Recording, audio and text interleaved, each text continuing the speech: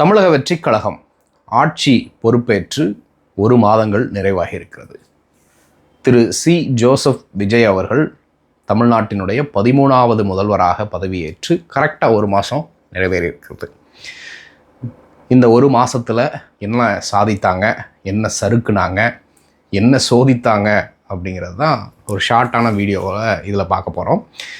மிகப்பெரிய அளவில் எதிர்பார்க்கப்பட்ட கட்சி, எவ்வளவு ஓட்டு வாங்குவாங்க, எவ்வளவு பர்சன்டேஜ் வாங்குவாங்கன்னு பெரிய அளவுக்கு மதிப்பீடுகள், விவாதங்கள்லாம் நடந்துச்சு. பட் யாருமே எதிர்பார்க்காத வகையில் 35% வாக்குகளோடு 108 இடங்களில் வெற்றி பெற்று 107 இடங்கள் 108, அதில் விஜய் அவர்கள் ஒன்று ரிசைன் பண்ணணும், 107 இடங்கள் வெற்றி பெற்று இன்றைக்கி கூட்டணி கட்சியினுடைய தயவோடு ஆட்சியில் வந்திருக்காங்க. கூட்டணி கட்சிகள் அப்படின்னு சொல்கிறப்ப தாவேக்காவுக்கு கூட்டணி கட்சிகள் கிடையாது, ஏன்னா தனித்து தான் போட்டிட்டாங்க. திமுகவோடு இருந்த கூட்டணி கட்சிகள் தாவேக்காவோடு இணைந்திருக்கிறாங்க. அதுவும் எதற்காக அப்படின்னா, தமிழ்நாட்டில் குடியரசுத் தலைவர் ஆட்சியோ இல்லை பாஜக கொள்ளைப்புறமாக ஆட்சிக்கு வந்துடக்கூடாது அப்படிங்கிறதற்காக நாங்கள் தாவேக்காவுக்கு ஆதரவு கொடுக்குறோம் அப்படின்னு சொல்லிட்டு தான் இன்றைக்கி கூட்டணியோடு இருக்கிறாங்க. இதில் சிபிஐ, சிபிஎம் வெளியிலிருந்த ஆதரவு, ஆட்சியில் பங்கேற்கலை. விடுதலை சிறுத்தைகள் மற்றும் காங்கிரஸ், ஐயுஎம்எல் இவர்கள் அமைச்சரவையிலையும் பங்கேற்று கொண்டிருக்கிறாங்க. ஸோ இது தமிழ்நாட்டு அரசியலில் புதுவிதமான ஒன்று அப்படிங்கிறத நம்ம பார்க்குறோம். இது மட்டும்தான் புதுவிதமானதா? கிட்டத்தட்ட பல வருஷங்களுக்கு அப்புறம் தொங்கு சட்டசபை மட்டும் இல்லாமல் கூட்டணி ஆட்சி 60 வருடங்கள் 59 வருடங்களுக்கு பின்பு காங்கிரஸ் இப்போ அமைச்சரவையில் தமிழ்நாட்டில் பங்கேற்கிறது. இதற்கு பின்னணியில் மிகப்பெரிய துரோகங்கள், 1008 விமர்சனங்கள்லாம் கடந்து தான் இன்றைக்கி ஆட்சி நடந்து கொண்டு இருக்கிறது அப்படிங்கிறத பார்க்குறோம். ஸோ விஜய் அவர்கள் எந்த அனுபவமும் இல்லை, அரசியல் அனுபவமும் இல்லை, அவருக்கு நிர்வாக அனுபவமும் இருக்கிறதா அப்படிங்கிறது தெரியவில்லை. அவர் ஒரு நடிகர், அவருக்குன்னு மேனேஜர்ஸ் இருப்பாங்க, அவருக்குன்னு சில நண்பர்கள் இருப்பாங்க, அப்புறம் நிறைய கார்ப்பரேட்ஸ் அவர் கூட இருந்தது, அவங்க எல்லாம் அதை பார்த்துக்கிட்டாங்க. இவர் நல்லா பெர்ஃபார்ம் பண்ணுவார், ஆக்டர், ஒரு ஆர்டிஸ்ட் அப்படிங்கிறத தாண்டி ஒரு நல்ல பெர்ஃபார்மர். பல்வேறு ப்ராப்பகேண்டா பண்ணி மிகப்பெரிய அளவில் சினிமாவில் முதலிடத்தில் இருப்பதாக ப்ரொஜெக்ட் பண்ணப்பட்டு அதிக வருமானம் இவருக்கு தான் இருக்குது அப்படிங்கிறதெல்லாம் கணக்கு காட்டி கடைசியில் அதிகமான வருமானங்கள் வாங்கி கொண்டிருந்தார் அப்படிங்கிறத நம்ம பார்க்குறோம்.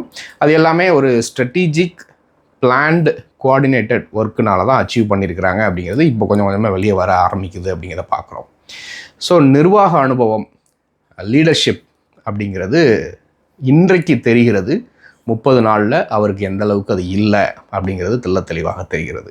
சரி, அவர்கள் செய்த சாதனைகள் அப்படின்னு பார்த்தோம் அப்படின்னா, உண்மையாகவே பாராட்டக்கூடிய விஷயம் என்னென்னா, தமிழ்நாட்டில் 2 பெரும் கட்சிகள், திமுக, அதிமுக 2 கட்சியும் எதிர்கட்சியில் உட்கார வச்சுருக்கிறாங்க. இது பாராட்ட தகுந்ததா அப்படிங்கிறதுல என்ன பாராட்ட தகுந்தது அப்படின்னு பார்த்தீங்கன்னா, இந்த 2 கட்சிகள்லையுமே எங்களை விட்டால் வேறு ஆள் கிடையாது, எங்களை விட்டால் இந்த தொகுதியில் ஜெயிக்கிறதுக்கு ஆள் கிடையாது அப்படின்னு இருந்தவங்க எல்லாத்தையுமே ஒரு சாதாரண மக்களை வச்சு விஜய் அவர்கள் பெரும் ஜாம்பவான்களை தோற்கடித்திருக்கிறார். அது சரியா தவறா, நல்லதா கெட்டதா அப்படிங்கிறது 2வது விஷயம். ஆனால் பழம் தின்னு கொட்டை போட்ட பல பேரை தண்ணி குடிக்க வச்சுருக்கிறாங்க விஜய், தமிழக வெற்றிக் கழகம். அது ஓரளவுக்கு பாராட்டலாம். காரணம் என்னென்னா, அந்த ரெப்ரசன்டேஷன் அப்படிங்கிறது மற்ற மக்களுக்கு போகாமலே இருந்தது. அது மட்டும் இல்லை, மேற்கு மண்டலம் இல்லை தென் மண்டலங்கள்லாம் பார்த்திங்கன்னா ஒரு குறிப்பிட்ட சமுதாய மக்கள் மட்டுமே டிஎம்கேவிலையும் ஏடிஎம்கேலையும் கட்சி பதவியிலையும் ஆட்சியிலையும் அவர்கள் மட்டுமே திரும்ப வந்துக்கிட்டு இருந்தாங்க. அதில் இப்போ கொஞ்சம் மாறி இருக்குது அப்படிங்கிறத பார்க்குறோம். முழுக்க சாதிய கட்டமைப்புகளை நாங்கள் உடைச்சிட்டோம், தேர்தலுக்கு பணமே கொடுக்காமல் வெற்றி பெற்றிருக்கிறோம் அப்படின்னு விஜய் சொல்கிறதெல்லாம் அப்பட்டமான பொய். அவர்கள் சாதி பார்த்து தான் ஆள் நிப்பாட்டியிருக்கிறாங்க, சாதி பார்த்து தான் எல்லா இடத்துலையும் சீட்டு கொடுத்துருக்குறாங்க, பணம் சில இடங்களில் பல இடங்களில் கொடுக்கப்பட்டிருக்கிறது, இப்படி ஒன்று இருக்குது. ஸோ இதை பாராட்டலாம், சாதனைகளாகவும் சொல்லிக்கலாம். சோதனை அப்படின்னு பார்த்தீங்கன்னா, சரியான திட்டமிடல் இல்லாமல் மின்வெட்டுகள் வர தொடங்கி இருக்கிறது. ஏன்னா கரெக்டாக சம்மரில் ஆட்சிக்கு வராங்க, மிகப்பெரிய அளவில் பவர் கன்சம்ஷன் தேவைப்படுது. இவங்க உணர்ச்சி வசப்பட்டுட்டு பார்த்தீங்கன்னா பழைய கான்ட்ராக்ட் எல்லாத்தையும் க்ளோஸ் பண்ணுறாங்க, ஒப்பந்தங்கள் எல்லாத்தையும் ரத்து பண்ணுறாங்க. இதனுடைய விளைவாக தமிழ்நாடு முழுக்க மின்வெட்டுகள் தொடர ஆரம்பிக்கிறது. இதை பழியை தூக்கி திமுக மேலே போடுறாங்க. மின் வாரியத்தில் வேலை செய்கிறவங்களுக்கும் அறிவார்ந்த மக்களுக்கும் நல்லா தெரியும் இது அனுபவம் இல்லாமை, நிர்வாக திறமையின்மையின் காரணத்தினால் இப்படி நடக்கிறது என்று. திமுக எத்தனை இடத்துல போய் அவங்க வந்து பவரை இது பண்ணுவாங்க, இல்லை திமுகவுக்கு ஆதரவாக எத்தனை அதிகாரிகள் அப்படி நடந்துக்குவாங்க, எத்தனை காலத்துக்கு நடந்துக்குவாங்க. இது முழுக்க முழுக்க அப்பட்டமான இன்எஃபிஷியன்சி அப்படின்னே சொல்லலாம். இது வந்து சறுக்கல்கள். இது மட்டும் இல்லாமல் இன்னும் பல்வேறு இடங்களில் பல சறுக்கல்கள் இருக்கிறது. இப்போ வரைக்கும் பார்த்தீங்கன்னா திமுக கொண்டு வந்த பல்வேறு திட்டங்களை ஸ்டிக்கரை மாற்றி ஈவன் சிங்க பெண் அதிரடிப்படை முதற்கொண்டு, ஏன்னா அது அம்மா ஜெயலலிதா அவர்கள் காலகட்டத்திலேருந்து எடப்பாடி அவர்களுடைய காலகட்டத்திலேருந்து பிங்க் பேட்ரோலாக ஸ்டாலின் அவர்களுடைய காலத்தில் மாறி இப்போ சிங்கப்பெண் அதிரடிப்படை திட்டம் அப்படின்னு மாறி இருக்கு. அது மட்டும் இல்லாமல் விஜய் அவர்களுடைய விர்ச்சுவல் வாரியர்ஸ் எந்த அளவுக்கு தமிழ்நாட்டு மக்களை சோதிக்கிறாங்க அப்படின்னு பார்த்தீங்கன்னா, மிகப்பெரிய அளவுக்கு ஆபாச வார்த்தைகளால் சமூக வலைதளத்தில் மற்றவர்களை சாடுறதை பார்க்க முடியுது, பொய் செய்திகளை கட்டவிழ்த்து விடுறத பார்க்க முடிகிறது. ஸோ சாதனை, சோதனை, சறுக்கல்கள் அப்படின்னு பல்வேறு விதங்களில் போயிட்டு இது எல்லாத்தையும் தாண்டி தமிழ்நாட்டு அரசியலில் குதிரை பேர அரசியலை இன்ட்ரடியூஸ் பண்ணது ரொம்ப நாளுக்கு அப்புறம் விஜய் அவர்கள். அதிமுகவை கட்சியை பழக்கிறது, உருட்டுறது, பிடிக்கிறதுன்னு சொல்லிட்டு பல விஷயங்கள் ஈடுபட்டு இப்போ ஒரு சில தோல்விகளை சந்தித்து உட்கார்ந்துருக்கிறாங்க. ஸோ இது தமிழ்நாட்டு மக்களுக்கு நல்லதா அப்படின்னு கேட்டிங்கன்னா நிச்சயமாக இல்லை அப்படின்னு தான் சொல்லணும். ஸோ 30 நாளில் விஜய் அவர்கள் என்ன சாதித்தார்? பெரிய அளவுக்கு எதையும் சாதிக்கலை. விவசாயிகளுடைய கடனையும் முழுசாக சொன்ன மாதிரி ரத்து பண்ணலை. அந்த 200 யூனிட் மின்சாரமே அது ஒரு போகஸ் ஸ்கீமாக இப்போ தெரிகிறது.